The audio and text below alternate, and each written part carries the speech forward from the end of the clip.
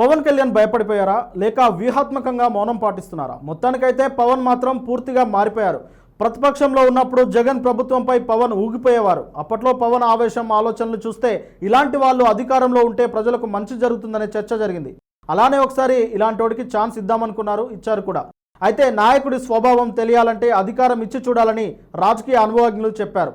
ఇప్పుడే అధికారం పవన్ నిజ స్వరూపాన్ని బయటపెట్టింది. గత ఎన్నికల ముందు ఒక అగ్రెసివ్ పవన్ కళ్యాణ్ మనం చూసాం. గతంలో వైసీపీ రౌడీజంపై ఒంటికాలపై లేచిన పవన్ ఇప్పుడు తన పాలనలో అదే జరుగుతున్న నిమ్మకు నీరెత్తనట్టు వ్యవహరిస్తున్నారు. టీడీపీ సీనియర్ నేత శ్రీశైలం ఎమ్మెల్యే బుడ్డా రాజశేఖర్ రెడ్డి అటవీ సిబ్బందిపై దాష్టికాన్ని ప్రదర్శించారు. అటవీ సిబ్బందిని కిడ్నాప్ చేసి బంధించి చిత్రహింసలు పెట్టారని ఆయన అనుచరులపై విమర్శలు వెల్లువెత్తుతున్నాయి. అటవీ శాఖ పవన్ కళ్యాణ్ చేతిలో ఉంది. తన శాఖకు చెందిన ఉద్యోగులపై టీడీపీ ప్రజాప్రతినిధి అత్యంత అమానుషంగా దాడికి పాల్పడగా దానికి పవన్ స్పందన ఆయన బిడియాన్ని చూపిస్తుంది. ఉద్యోగుల విధి నిర్వహణకు ఆటంకం కలిగించేవారు ఏ స్థాయిలో ఉన్నా ముఖ్యమంత్రి చంద్రబాబు నాయుడు నేతృత్వంలోని కూటమి ప్రభుత్వం ఉపేక్షించదు అంటూ ఒక నీతి వ్యాఖ్యం చెప్పడం అందరినీ విస్మయపరుస్తుంది. ఆ మధ్య అనంతపురం పంచాయతీరాజ్ జిల్లా అధికారిపై జేసీ ప్రభాకర్ రెడ్డి నోరు పారేసుకున్నారు.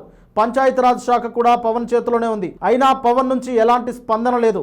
గ్రౌండ్ లెవెల్లో జనసేన కార్యకర్తలని దారుణంగా అవమానిస్తున్నా చలనం లేదు. అధికారంలోకి వచ్చిన వెంటనే మొదటి కేసు సుగాలి ప్రీతిదే తీసుకుంటానని, బాధిత కుటుంబానికి న్యాయం చేస్తానని పవన్ ప్రగల్భాలు పలికారు. ఇప్పుడేమో ఆ ఊసే లేదు. ఏపీలో కొత్త కూటమి ప్రభుత్వం ఏర్పడిన తర్వాత ఎమ్మెల్యేల అవినీతిపై, దౌర్జన్యాలపై ఎన్నో ఆరోపణలు వస్తున్న పవన్ కళ్యాణ్ మాత్రం మౌనంగా ఉన్నారు. ఇప్పుడు అసలు ప్రశ్న, ఈ మౌనం భయమా, వ్యూహమా, లేక పవర్ కోసం సాగిల పడడమా? సామాన్య జనాల్లోనే కాదు, ప్రతి ఒక్క జనసేన కార్యకర్త గుండెల్లోనూ ఈ ప్రశ్న చెదురుమదురుగా వినిపిస్తోంది.